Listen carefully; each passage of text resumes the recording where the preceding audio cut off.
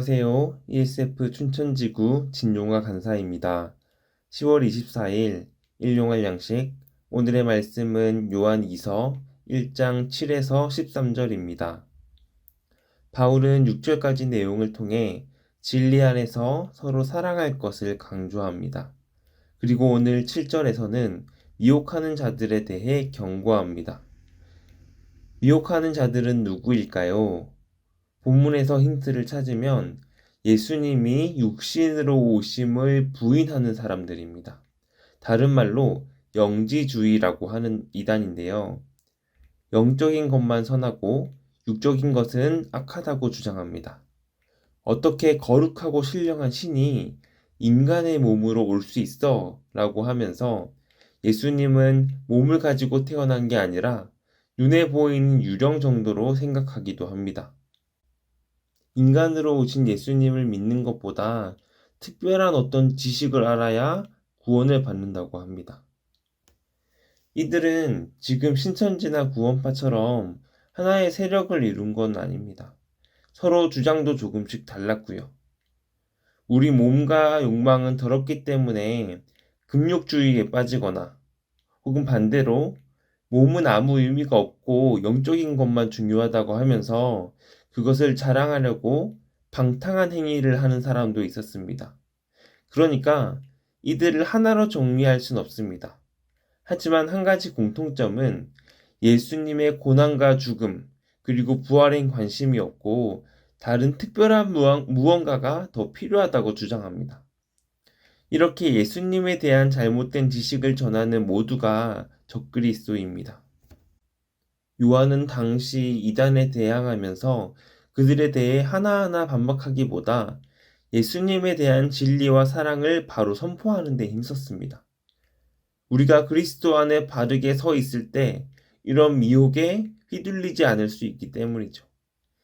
21세기 현재도 이런 영지주의나 그리스도에 대한 바른 지식을 왜곡하는, 즉 미혹하는 자들은 여러 모습으로 존재합니다.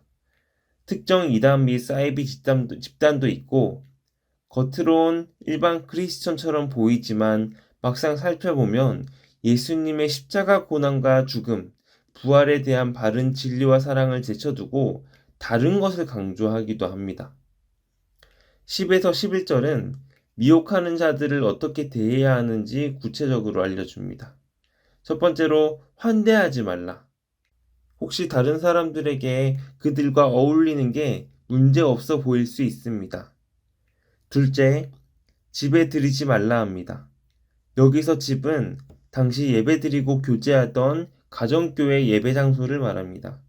그러니까 설교할 기회도 주지 말라는 거죠. 거짓 가르침이 공동체 내에서 선포되지 못하게 하라는 겁니다. 셋째는 인사도 하지 말라고 합니다.